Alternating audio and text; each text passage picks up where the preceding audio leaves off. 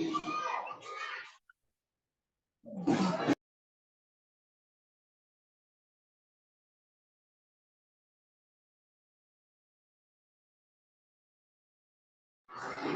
Agbe, please, are you there?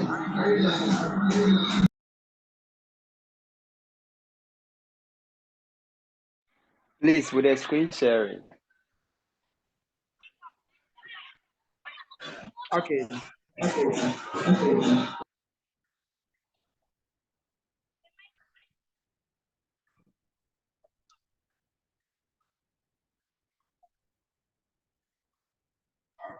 Kindly share your screen, please.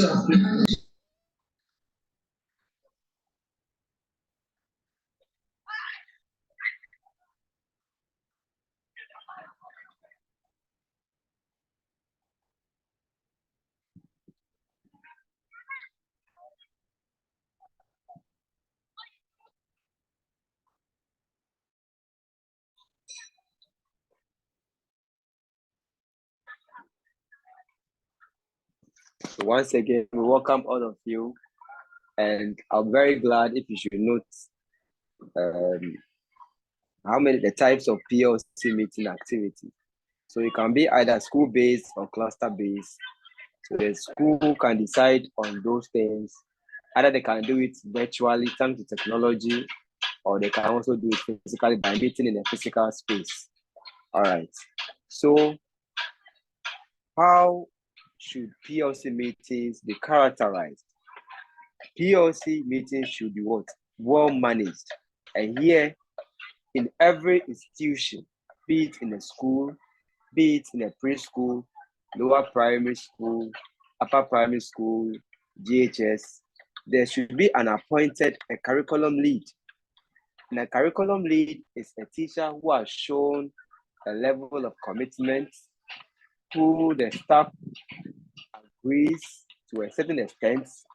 Not all the members of the staff will agree, but at least that teacher who has proven of conduct and of service that is capable of leading that interaction. So that person is going to lead the session, or whereby he is more or less like the organizer.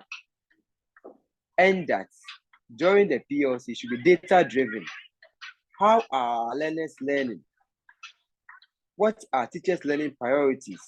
So the data of our learners, the performance in mathematics, in science. Recently, I know BEC results are in, and our learners are moving on to self-placement, and most of them are visiting their various schools. So such a data can be used to elicit what was the performance trend. That is on a more or less national scale, but on a class scale, the SBO of the class, which subjects are they doing well? Which of them are they doing well? How best can we intervene? So there should be data driven. You should look at the statistics of the school in terms of the SBA, in terms of how they are performing in the various subjects. Then it should be research based. Teachers should prepare to apply whatever the thing that they come across. Is it, do they have to meet the PA? Do they have to put in certain measures of coming to school? Are they going to adopt a 1 hour time to help our learners in terms of reading, in terms of basic mathematical concepts? So whatever is done must be applied to make decisions about teaching and learning. It should be well designed, such that it reflects learning strategies and creative pedagogies. When we say creative pedagogies, it's like we're moving away from the normal lecture method. Teacher copy notes on the board, he explains, learners do exercises, they refer to their notes. Those are the normal ways of doing things. And we don't want to have the normal results. We want to have that element of creativeness. So how best can you be creative in teaching a concept? In terms of use of games, in terms of use of role models, drama, ICT, and other media. All right. So what are the delivery methods of PLC? All right. It may be involved, but not limited to the following. It may involve exposition or discussion. And here you didn't see lecture, but lecturate. Here, lecturate, the word formation or the etymology of the word is trying to incorporate that aspect of you lecturing together, you learning together, not the normal lecture whereby that kind of thing, no, but exposition, exposition and what discussion. That is what we are trying to say. Then there can be what demonstration lesson. A concept that the addition of online fraction can be demonstrated. We appoint one teacher who go and research more, go to YouTube, go to Google, learn more, get available resources, and come and demonstrate, including peer teaching.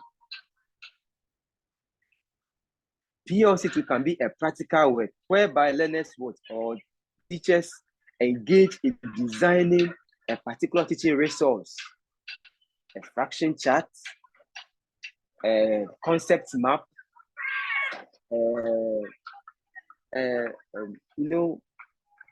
creative pedagogical concept, a puzzle, so many ways.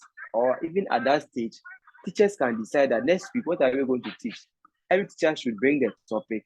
You gather all the learning material that they need. When we meet during the PLC session, all teachers help each other to create that learning resource.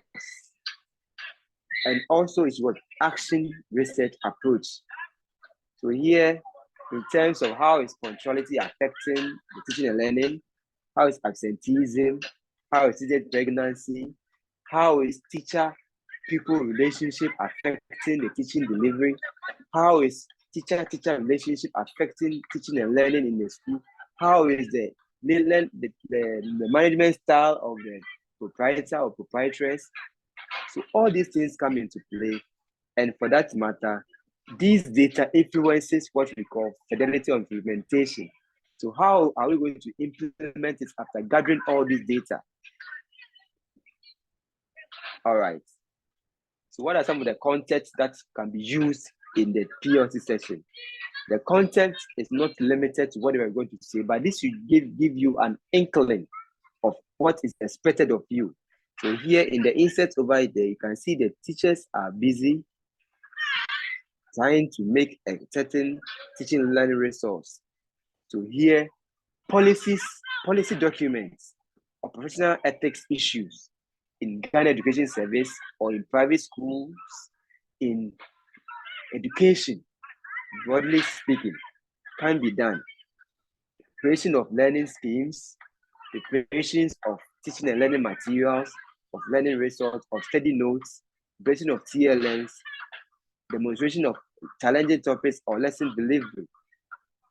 All these things can influence the content that teachers can choose in their PLC sessions. All right, they can share and demonstrate creative pedagogies. So you can decide to choose this. Today, we are going to learn about creative pedagogies. What are some of the creative ways of teaching? Our learners have been playing and learning. You are teaching various concepts. How best can we incorporate play activities?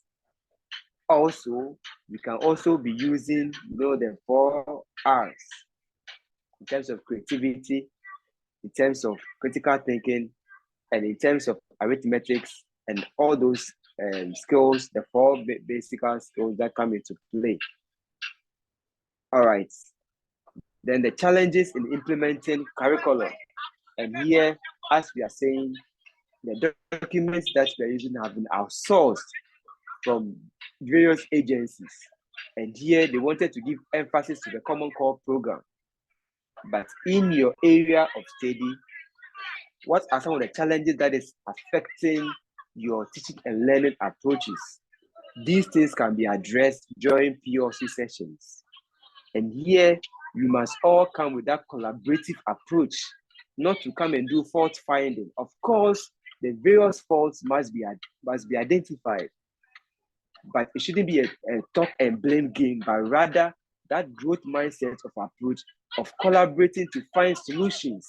So here you must put away that vindictiveness, that approach of trying to victimize somebody, but rather we are trying to uplift each other. We are trying to constructively criticize issues such that it influences positive teaching, learning, and assessment.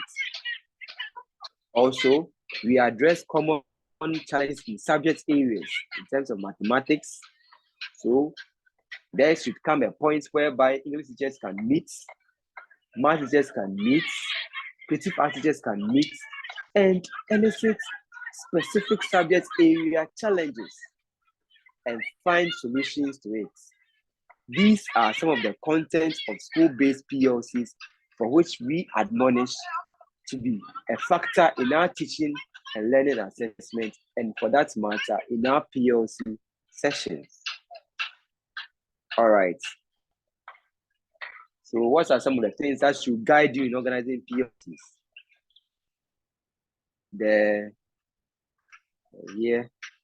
All right, sorry. The school units must decide when do we meet. So I believe by now you're taking screenshots, you are noting things down. So when do you want to meet? Will we set beginning and ending time? So the schools should set between we're going to start this time and then at this time. There should be encouragement of listening. How would we disrupt? How do we discourage interruptions? Phones, going for funeral, going here, absenteeism, and all those things. There should be confidentiality. That the meeting should be open. Should the meeting be open or should be closed? You know, certain times, certain things that are discussed should be discussed in terms of animosity.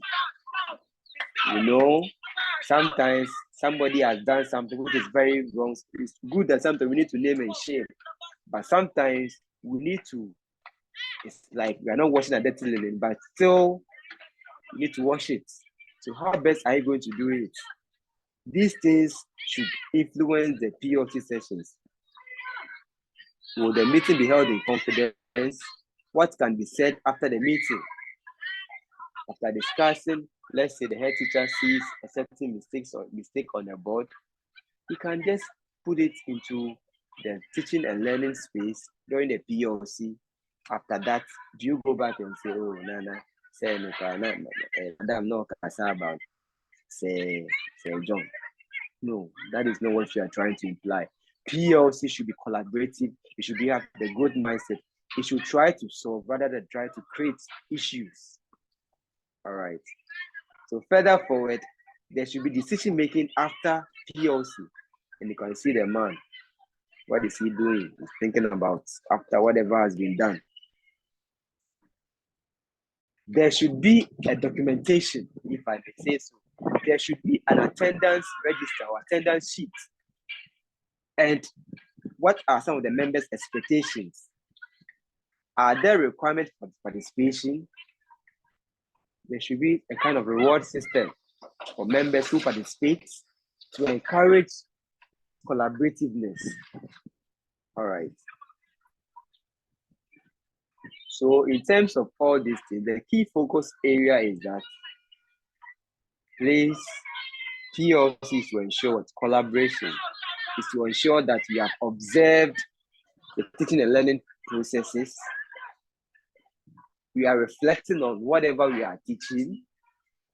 We are reflecting to ensure that there is change, and here positive change, no negative change.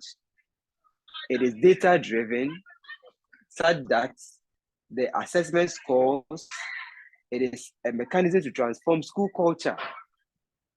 Yeah, I know sometimes the school culture becomes cold. Sometimes it's hot. Sometimes the school culture has for much of a better word, vindictiveness. This and that has issues. This teacher and that teacher, they don't talk. That this teacher teaches herself more than the other. All these things collaborate to a very cold school climate. So how can we warm up the school climate? All these issues can be discussed at the PLC sessions in terms of solving collegial issues between teachers, such that we all move out with a very positive mindset. So what are our roles? The focus on the teaching and learning is that we need to focus on learning performance. It's not enough just to teach. It's not enough to expect our learners that by the fact that we have taught, our learners should learn. No. PLC is to focus on performance. How are our learners learning what we are teaching, such that our learners, in terms of teaching, consume what? The research. That is like we become learners of teaching and consumers of research. So here, what you have identified, it is influencing how best the teaching and learning approach should be done. There should be what? Accepting of responsibility for implementing systems that enable learners to be successful. Then also attitudes and belief shifts to adopt the new models of teaching instead of the old, no. Things are changing, and for that matter, we need to change along. And I don't want to say that phrase that they say that it is only the who refuses to change. And here, don't be sensitive by taking it too personal, but just need to elicit the aspect of what change. All right, so what are some of the observed outcomes from staff? In PLC, we have what? Shared responsibility. In quotes, collective responsibility. The school or the staff is collectively responsible for that performance of the learners. Of course, some are doing well, others may be lacking or lacking. But we need to be collectively responsible to uplift each other, such that we reduce teacher isolation. It's like we are coming together to strengthen each other, to build ourselves like a team, to ensure that the school wins at all costs. And here is an adult learning class. In adult learning class, there is what?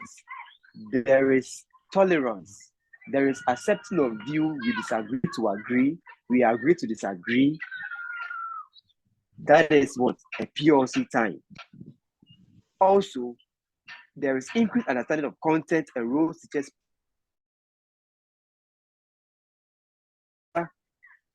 capacity for learning, so that we will be professional in our various aspects. All right. So here is the bottom line. So the bottom line is that SBI, for that matter, PLC, is not just a canned program, no. It's not a restrictive program, no. It is a step-by-step recipe for school improvement. We're trying to improve the school through the process of cultural change to help each other, so that we are rewarding ourselves professionally by enhancing our competencies, enhancing to offset our deficiencies, enhancing our learning needs, and also addressing issues in school. All right. So what should you and I do? Or what should I know to conduct an effective PLC? These have been outlined, but I want to go further. Step inside. All right. So as we said, PLC can be weekly, can be quarterly, can be school-based or cluster-based. For a reason. Also, it should be well managed, data-driven, research-based, and well designed. All right. There should be leadership. So here, leadership in terms of the head, in terms of PT, in terms of PA, in terms of curriculum lead, there should be collaborativeness, there should be equity. And here, let's be equity in the sense that even though we are like preaching that during the PLC, all of us are colleagues. But equity means that when we say equity, is different from being equal. Please, are we getting the concept? Equity in the sense that you have the head teacher. In terms of service,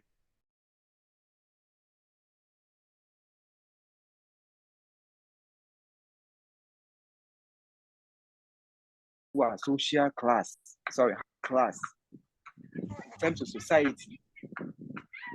And these things are there. You can't run away from those facts that some teachers, if we talk about the social ladder, some teachers are of higher class than others. Some teachers are professionally advanced than others. Some teachers are now, if I may say, Teletubbies or toddlers in terms of teaching. But, and I repeat for the last time, but there should be equity. We are not the same, we are not equal, but when it comes to PLC, the equity must come into play, such that the one who is socially inclined of a higher ladder must be able to try to be collaborative with that one who is lower on the ladder, such that we learn collaboratively. It's not at that stage that you are going to show you have masters, you have this, your social class, you have those, your house, you own your car. Fine. Put those things into perspective such that it enhances the competencies of those who are not having those things. So what are we trying to say? All we are trying to say that there should be equity such that it creates that safe, orderly, supportive learning environment. So it's like you are supporting each other in terms of learning. Some teachers are good in math, others are good in English. Some teachers are good in creative arts, others are good in languages. So we collaboratively support each other so that the learning moves towards higher expectations from learners' achievements. That is what I'm trying to say about the equity aspect. All right. So in terms of the things that we may select, all these things, we have outlined these things. All right. In terms of subject-specific areas, they can be used in the PLC sessions. In terms of delivery, as we said, we can use lesson demonstration. And here we try to repeat these slides for it to drive home the concept of what we are trying to say. So I believe you are taking screenshots. I believe you are noting things down. And I believe you are putting things into play. We talk about the deficit model. And here we say that deficit is not limited to things that are lacking, but things that are working.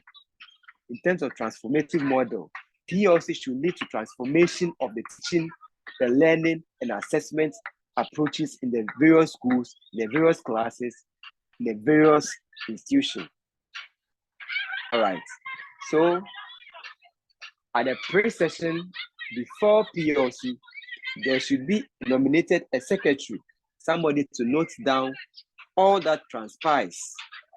So there should be a PLC secretary. So I'll pardon all the school settings for today because you don't know. And now you know. So by now, you should have a secretary who will take notes.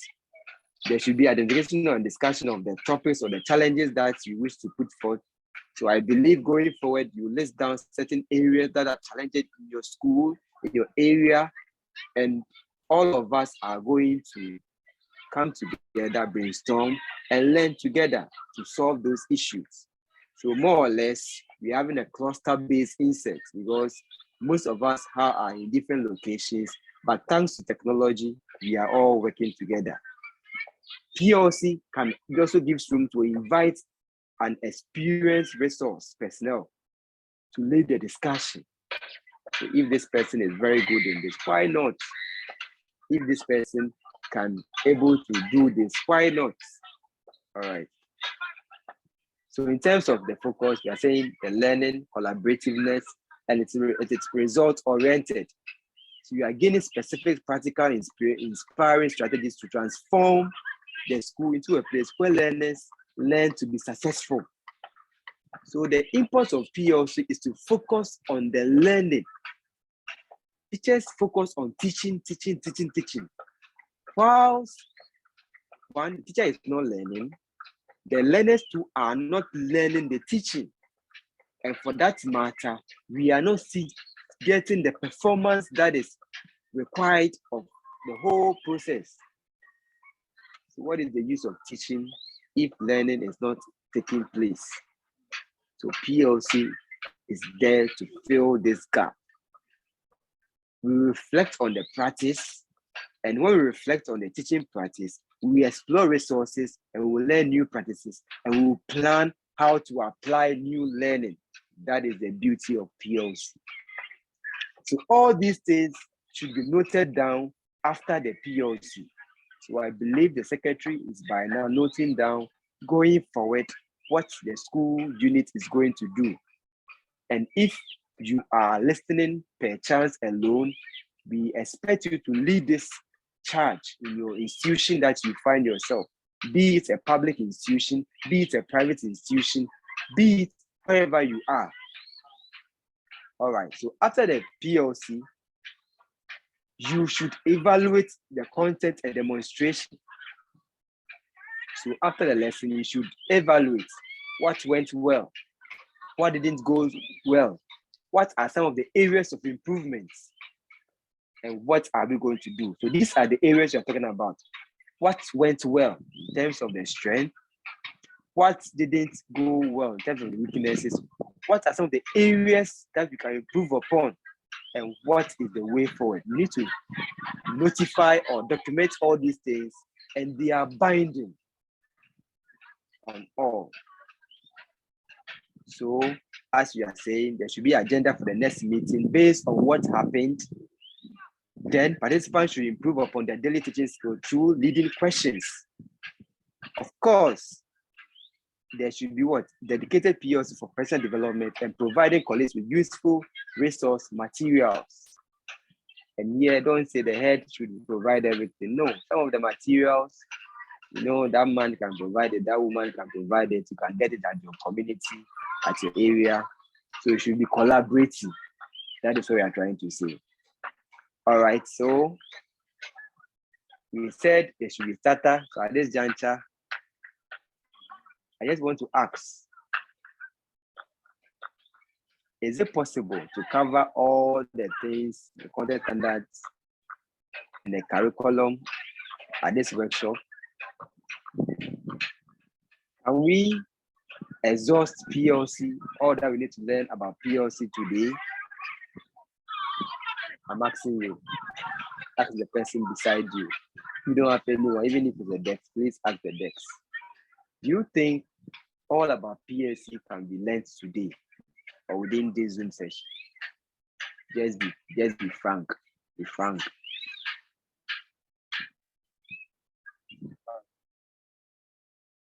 Sure that teachers are engaged to deliver their lessons as expected by designers of the curriculum. It's a question for self-reflection. All right, the point you are trying to make is that a session of PLC cannot exhaust all that we want to do. But that's the matter. That is why we are saying that we improve upon practice, such that the next time we meet again, we learn. So PLC is continuing professional development. It's continuing. So it continues over and over and over. So we can't stop PLC. You can't do PLC today and say, oh, we are finished. No, it is continuing, always continuing. Okay. So what are some of the key actors in PLC? What you are doing now is not just a Zoom or NCOP thing, but every district, every municipal, what we call education oversight committee. And this committee is made up of opinion leaders, the chiefs, the reps, the PA, the PTA, if I may say so, proprietors of schools, heads of public schools, district directorates, officers, religious bodies, religious bodies, civil society, security, that's security services, then parents. So this education oversight committee put forth what we are doing now, what we are trying to learn now, that there should be PLCs. We are going to look at what is their role. So, key actors. So here, discuss and roles and responsibilities of key actors in PLC. What do you think are any of these? What are some of their roles? Please note it down. If we were to be in a physical space, we would have been doing cardboard work, noting these things down, and further expatiating or explaining to our various colleagues. All right, so that is the Education Oversight Committee. We have also the Municipal Director of Education, Head of Monitoring and Supervision, School Improvement and Support Officers, Heads of Schools, Curriculum Leads, Teachers. These are the key actors of PLC. So as we are saying, the Municipal Education Oversight Committee validated the PLC program. So this thing has been validated at the various municipal offices. And as policy-making body at the MMD level, municipal and the Municipal Education Directorate or the Municipal Division. And they have their policy-related decision of implementing the program. And how do they implement it? They are tax the district agencies, the district directorates of education to implement it. And they are also taxing agencies, such as we being the National Council of Private School Teachers and NCOPS, the various education units. So this thing is being done in public schools and it's being done in private schools as well. So that is why today you are having this session. So as you and I sit here, wherever you may find yourself, it is a binding policy on both public schools and private schools to have PLC sessions, and it is in law, such that if somebody wants to put you on the map by sending you to the law enforcement agencies, so if your school, you are not having PLC sessions, then you are violating the law. So they provide supervisory role for the Education Directorate in terms of performance of duties relating to the program. The District Director of Education also advises issues related to school-based implementation, and he ensures inclusion of PLC activities, creates a calendar for the integration of PLC activities, and offers the overall leadership and supervisory role. And he assigns people to monitor in terms of decision making. That is why the Education Directorate of your level has tasked this to be done. But the question is, are you doing it? So I believe you should be grateful enough to yourself for attending, as well as NCOPS for this PLC session. All right. So there should be a supervisory role. That's the head of monitoring and supervision. They monitor, and here you know that in Hello, every Mr. district. Thank you very much. Can I come in? Yes, please. Thank you very much. We need to pause here to make a few announcements. We want those online to encourage their teachers to take part in the coming lesson. For example, 2 weeks ahead, we'll start the real PLC, and we are treating a topic which is the general PLC topic known as Classroom Management Lesson 1. We'll have Lesson 2, and then the fourth week, or let's say fourth meeting, will have to do with assessment of teachers, linking it to teacher award. All right. We are going to go off in order for me to